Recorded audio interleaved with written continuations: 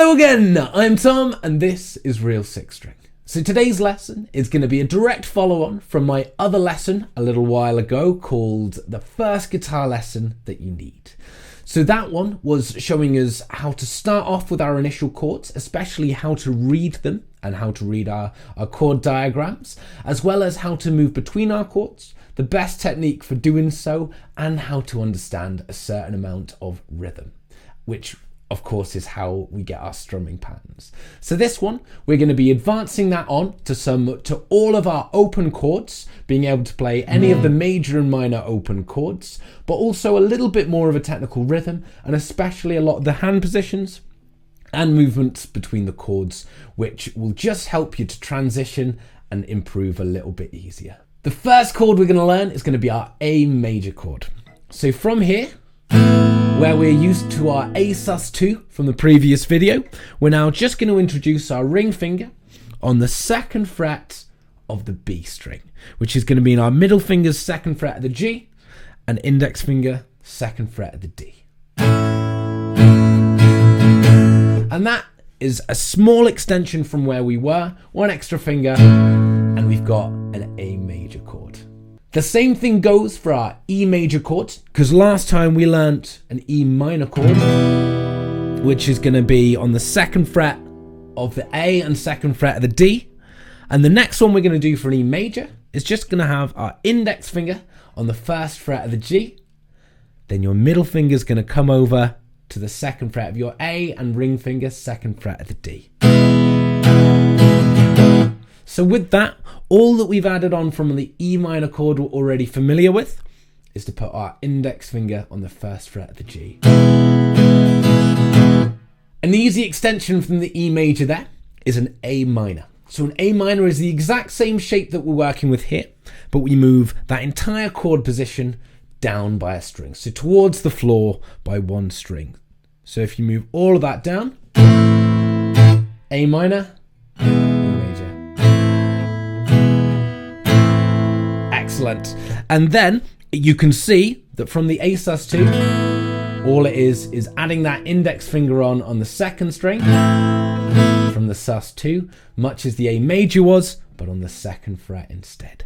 So from there, we're now going to have for an A minor, index finger on the first fret of the B, then your middle finger, second fret of the D, and then your ring finger on the second fret of your G. The next chord we're going to learn is going to be our G major. So there are two different ways that we're going to do initially, and we're going to follow it up with one more a little bit later on. So the first way to do it, your simple G, is to put your ring finger here on the third fret of your high E string. So that's this one here. And then bring your index finger to the second fret on your A string, and then your middle finger up there to the third fret on your low E. And that makes a G major chord.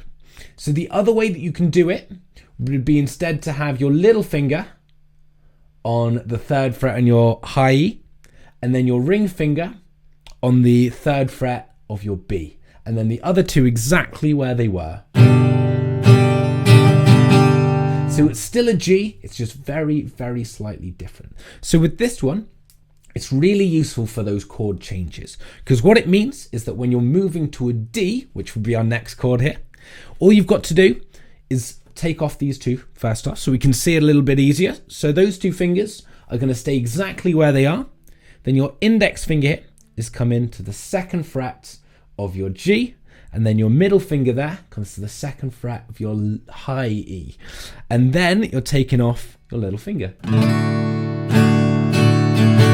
Okay, and then to go back to the G, you put your little finger back on, and then you move the other two back into position. So it means that you don't have to move that ring finger when you move. Okay, so that's a really important change, because in time, although it might be awkward at first, in time, that's going to give you something to pivot around, and especially mean that you don't have to be looking when you're changing. You're not making too many drastic movements, but it also just minimize what you're doing. So if you see it as those two movements, so the little finger, the other fingers, and then on the way back, other fingers, then little finger. If you practice it like that and make sure that you don't have to move your ring finger, in time, that all just becomes one movement and it'd be really beneficial for your chord changes. If you're not transitioning from a G, an easier way to do it can be to put the middle finger on first, which is on the 2nd fret of your high E, then your index finger, 2nd fret of your G, and then filling in with your ring finger there on the 3rd fret of your B. Just because if you're not doing that full change, it can be slightly easier to see the outside one and then fill in the gaps. And an also notable point on the D here is that you don't want to be hitting the low E, because if you do, it's just going to make the chord sound a lot muddier. So on the one hand, if you can bring over your thumb just to mute it, it's going to make strumming a lot easier, because you then don't have to worry about it. You can sort of happily strum through it, or you can try and avoid it anyway. But the thumb can be quite tricky to start with, so if you're just learning the chord, don't necessarily worry about it straight away. Try and get that chord shape and try and strum from there, and the rest will come with practice. The final group of chords we're going to be learning, we're going to start with the C chord. So I'm going to use this to illustrate some of the hand positions and some of the other ideas that I'm hoping you'll be able to take and use in your own practice. So for this one, it's very similar to our A minor chord, if you remember that one, except our ring finger is up on the 3rd fret of the A instead of the. So it's a really small move, but in order to do that move, you might want to only keep on the index finger there as you transition, because when you move, you're going to have to move this middle finger from here, because you need enough space to fit the ring finger on before the middle finger takes over.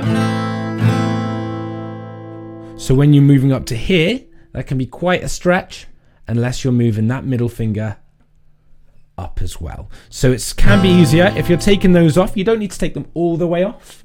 You can just move them very gently. But once again, having that index finger there to anchor you, to pivot around, is going to make that chord a lot smoother, and especially mean that you don't have to pay as much attention to it, and you'll still be happy to know where your fingers are. So for the C as well, one of the important practice points is to remember that you want to play as close to the fret as you can with all of your fingers. So if you go on top of the fret, it starts to mute the string. If you go too far over, obviously you start playing the next note, which is not what you want. But also, if you're playing too far back, you have to put a lot more effort into holding it down. So playing close to the fret without going over is the easiest way to do it, because you don't have to put as much pressure on. So it's going to make the chord ring out that little bit smoother. Okay, so with that though, it's important to remember that it's not always easy to stretch all of those right up to the fret. It can be a slightly uncomfortable position.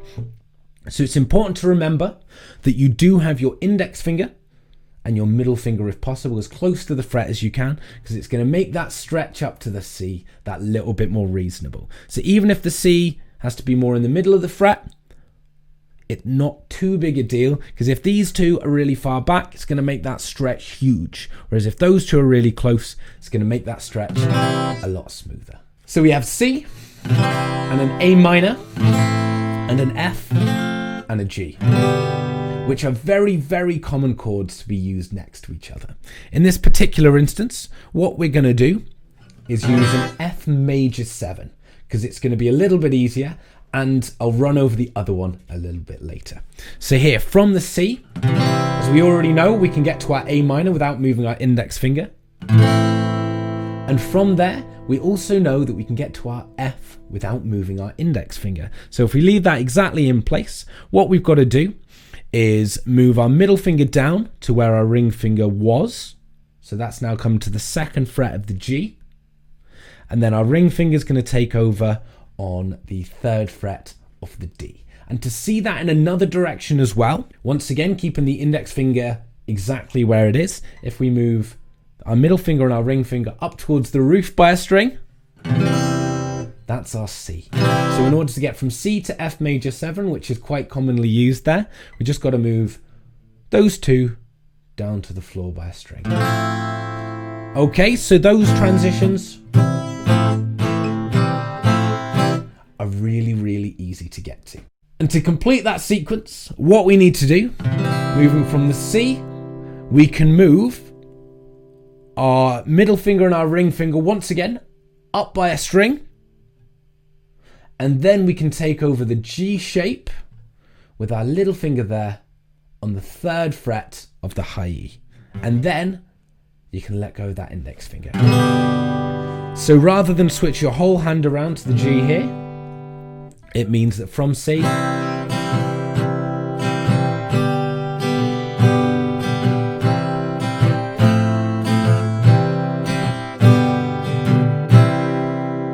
which is just going to quicken those chord changes and allow you to move around. So you've got 3 different variations of G, all in all, but they've all got different applications. So I like this one here with the 2 fingers at the bottom to move towards a D. And then the other G here, perfectly acceptable, it's still a G. And then this G here is really easy to move between the chords of C, A minor, F, and G. And the practice points I want you to bear in mind as you're running through these is that you need to be playing as close to the fret as is reasonable. So you don't have to be as close to the fret with all of them. With A, for instance, you probably can't physically fit all your fingers up against the fret. So make sure that they're all as close as can be, because too far back is a lot harder to push down, but it's not always possible to be right up against the fret. Another point is that if you're having trouble applying these in a song, take them out and practice them slowly. So if you're moving, for instance, from an A to an E, and you've got to do just go from A to E to A to E, and so on and so forth. Just do that as slow as you need to make them ring out perfectly. And then when you next come back to it, it's going to be significantly easier for your muscle memory to then take over and for you to understand the change between the different shapes. And the final practice point I have is to start noticing the similarity between those different shapes. So even from an E to an A minor,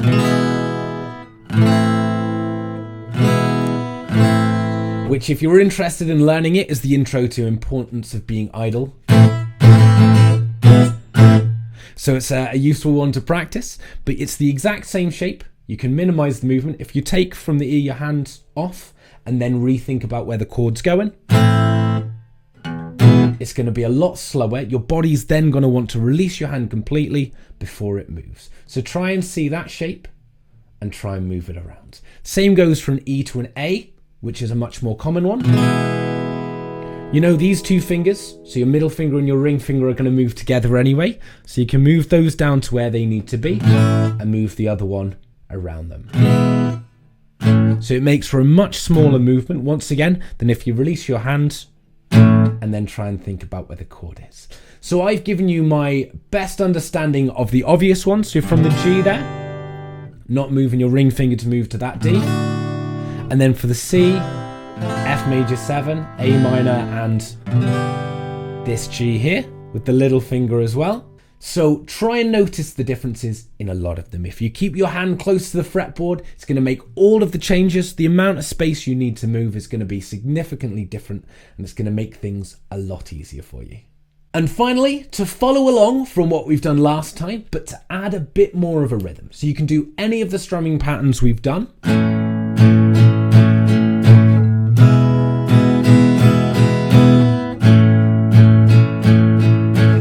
And you can apply them to the different chords. At the same time, try and learn these chords. You can practice them together, but try and learn them in context. Try and find a song that works for you rather than just learning and chugging through every single chord. And come back to it more of as a sort of reference point rather than just running, because otherwise you'll find a lot of chords that don't necessarily suit each other. We're going to put a couple into context. So we're just going to be doing an A to a D to an A to an E. So just... So if you need to, practice that. But the A, D, and E are all in the key of A major. They're quite common together. So we may as well practice them together. So the strumming pattern we're going to do is to take it a slight bit further than what we're used to. So the beats 1, 2, 3, 4, exactly as we're used to them. And then we've added in the up strums as well in between them. But the next step is to start to get rid of some of the down strums. So you don't always have those to rely upon to then move around. So in this case, we're going to be doing a really, really common strumming pattern. So it's going to be down, down, up, up, down, up. Except the spacing between them is very, very important. So from that A, we'll break it down a little bit, and it's going to be down, down, up, up, down, up. Okay, so you've still got to bring your arm up every time you're strumming down in order to be in the right position. Same as you've got to strum your arm down in order to strum up again. So when there's two ups in a row, there's still a down strum in between. So with that one,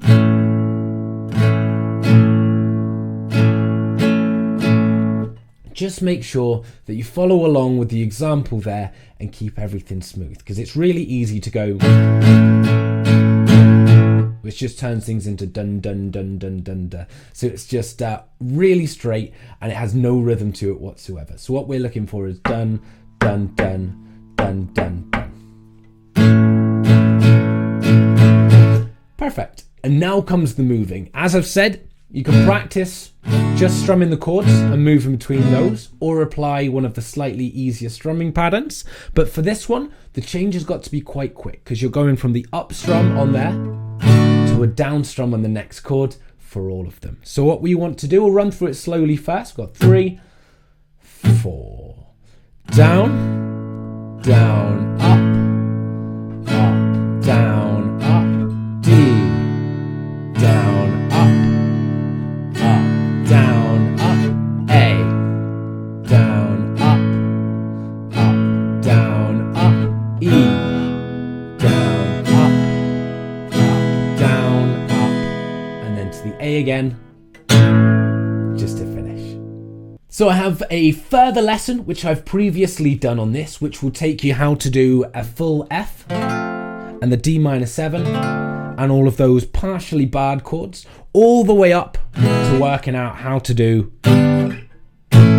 your full bar chords as well. So if you feel like you're ready for those, definitely go and check those out as well. And otherwise, that is our entire lesson today. So thank you very much for watching. I hope you got a lot out of it. It's quite interesting to break down all of these different little bits, start to fill in the gaps in the lessons, and start to link things together and give a bit more of a broad understanding of how the guitar works and how different things fit together. So if you've liked it, please leave a like on the video, and please hit that hover and subscribe button if you can. It goes a really long way and it will really help me out, and I greatly appreciate it.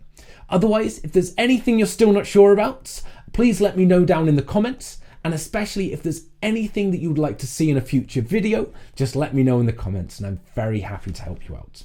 Otherwise, thank you very much for watching. Happy practicing, good luck with it all, and I'll speak to you in the next one.